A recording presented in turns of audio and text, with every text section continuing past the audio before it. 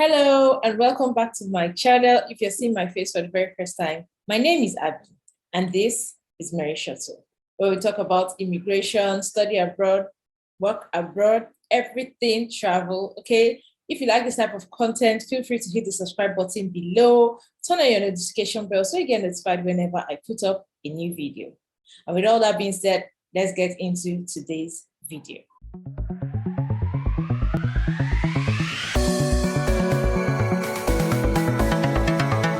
And today we have a guest. I have all the way from the UK, Showunmi, who is a registered midwife in the UK. She moved from Nigeria to the UK and she's currently practicing in the UK as a midwife.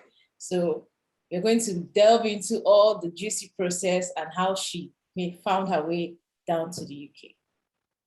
So Showunmi, you're welcome. Thank you so much.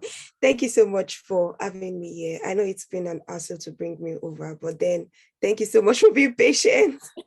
We go through the moon just to share this, to share our messages, to help other people. So we try our best to go through the moon and back.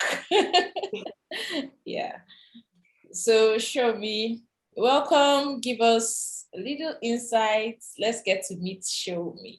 All right, guys. My name is Showunmi Mary. I'm a registered midwife. I trained and was working in Nigeria before I moved into the UK in 2021. I have a YouTube channel, Showunmi O'Clock. So if you're a midwife and you think that this video has really helped you, please move on to my channel to watch all the other videos I've made. And I believe they're going to be very, very helpful for you. And feel free to ask every questions that you want to ask. Yeah, we'll definitely get back to it once we get your comments. Thank you. Showunmi also has a YouTube channel. I'm going to leave links in the description box below. So feel free to hop onto her channel and subscribe, watch her videos, give her a thumbs up. She does a good job there. So yeah.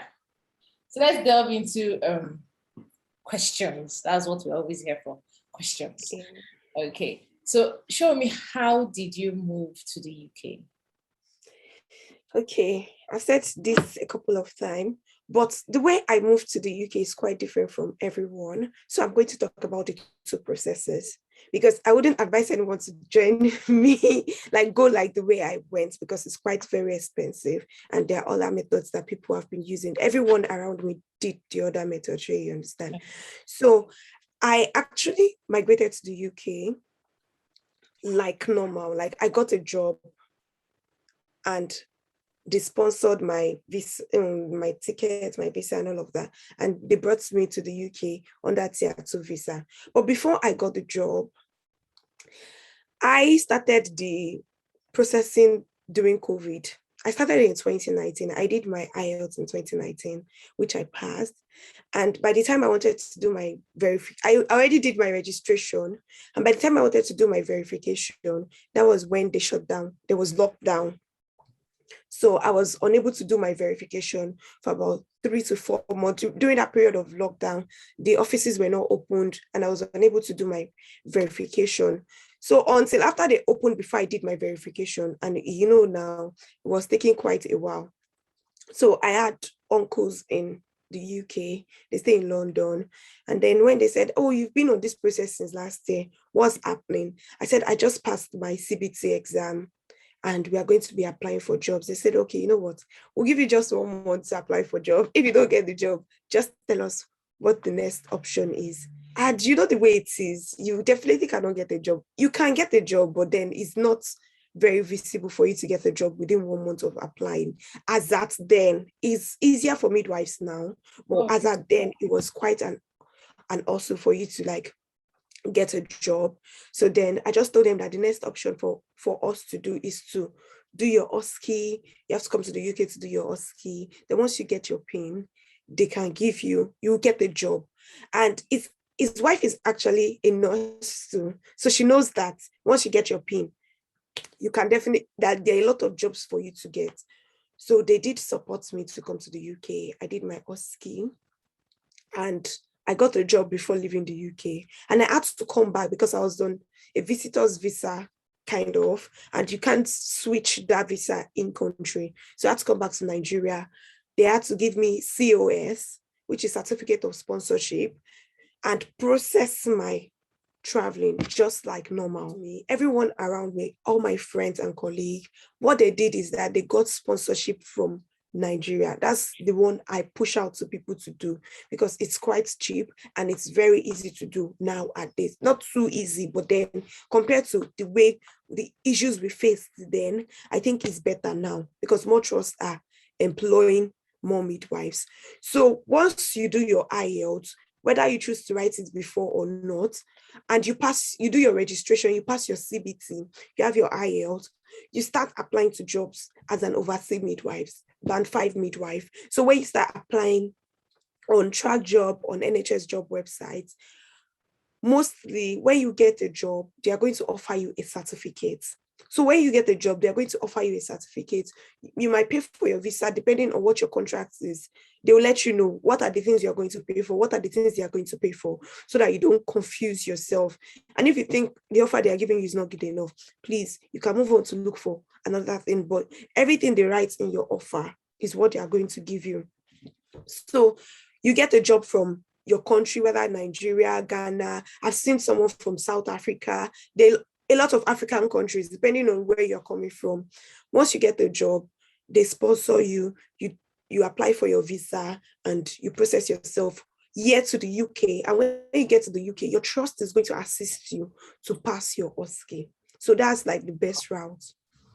Oh, that's pretty interesting, because I was thinking that if you don't get your OSCE, and most of the time OSCE, you have to do it in the UK.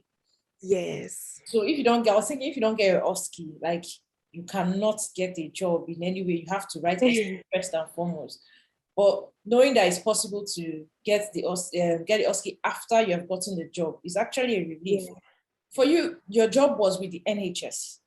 Yes, okay. With the NHS. And I have not seen any midwife get a job outside the NHS. I think it's only the NHS that is opening their arms to us because of the shortage level of midwives. We are quite short on midwives at the moment. And I think it's cheaper and more sustainable than them having to get maybe agencies to work for them and all of that.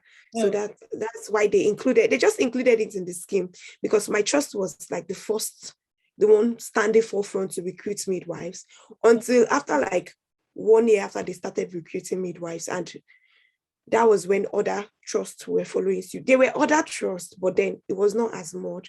If you go to my channel, you find out I did a video on 15 trusts that are currently recruiting midwives. Yeah. And I think if you are looking for a job, it would be a good video for you to check so that you can just apply to the ones that are currently recruiting. That's it. Wow. So going through all this, please share with us your challenges you faced moving from Nigeria to the UK. It depends. I'm going to say, while I was trying to migrate, there was lack of information. Yeah. It was really, really low because a lot of people were talking about nurses, but no one even cared about the midwife. Not like they didn't care, but they didn't have the information. Yeah, you understand? And the information that were there. So if you are here and someone has told you something maybe 2 years ago that midwives, they don't employ midwives, they don't do this, please just keep it and pick up the new information, because those were also the information that we got when we were trying to, I'm saying we because it's not only me, we're quite a lot of people that were trying to migrate together. So these were some of the information that we got, and they were discouraging anyways. And one of the reasons why I started a YouTube channel, so that because everyone is talking about nurses, no one is talking about midwives. So I started a YouTube channel that's not majorly focused on midwives, but sharing my experience as a midwife and also lifestyle in general. So I think it's kind of stood as a support group for midwives, because we also have support groups for midwives. And moving forward, coming to the UK, now, once you're in a new environment, it's actually hard. Not saying you're in a new environment, you're in a new country, you are in a new job altogether. So how trying to balance how getting your balance can be. It was quite a tough one. not too easy to like just fine. We got a lot of support for my trust. We got a lot of support for my trust. My colleagues that were already working, because I had some African colleagues already working, Yeah. they did support me very much. And also the trust was very supportive. But however, you will still need to get your feet. No matter how many years you've been working as a midwife, when you come here, you just have to like calm down. You just have to calm down and learn, because it's quite different. I tell people that if they ask me how different it is, because of the private hospital where I worked, the standard was quite high. So it wasn't too different for me. I was able to like catch up with a lot of things. But all the things that you will just hold it on one hand and learn everything again. They're going to teach you everything, including how to set a line, how to take bloods, how to give medication, everything you're going to learn again. So if you have 20 years of experience and you're a matron from where you're coming from, please don't bring that matron attitude. Yeah, just relax. It's just a period of time, actually. When you relax and you learn everything that they want you to learn and everything that you're supposed to learn, when you start working alone, you can then bring back your skills. You can then bring back all these skills, all the Mike Tyson skills that you have from wherever you're coming from. And that is what will now make you stand out. You understand? But if as you're coming, you're trying to like, no, this is how I know it. No, this is how you're going to have issues. And as midwives, we have to work with people because we need to learn how the system works over there. It's not like it's what you learned in school, it's what they've taught you in school, but you need to learn the practical aspect. So I think that's one of the major challenges we as midwives face. And the fact that you're working with people, that you've been independent almost all your life, you now have to start being dependent on someone. It's quite an awesome for us. I won't lie. So those are one of the challenges. Did you practice in Nigeria before you left Nigeria? Yes, I did practice in Nigeria. I practiced in Nigeria about, I think, 2 years or a year and a half after post-qualification. Yeah, I did practice before I moved. But even if you've not practiced, you can still get a job. Like your past experience is not what qualifies you, rather than your NMC qualification, you understand? Okay. But I would advise people, if you went to School of Nursing, I know for School of Midwifery, because we did practicals. Those practical, your posting that you did are one of the things that you're going to back up your qualification. Don't just say no experience. You do have experience because you've taken how many deliveries while you were a student. You went to this posting, you went to this posting. Why don't you bring it together and include it? And immediately after you leave school, I don't see a reason why you should be at home, just relaxing and saying, I want to migrate. Even if you need to volunteer and go to work, maybe once in a blue moon or twice in a week or something that will just keep your skills, because all these skills too that you'd have, they are going to be very, very useful for you.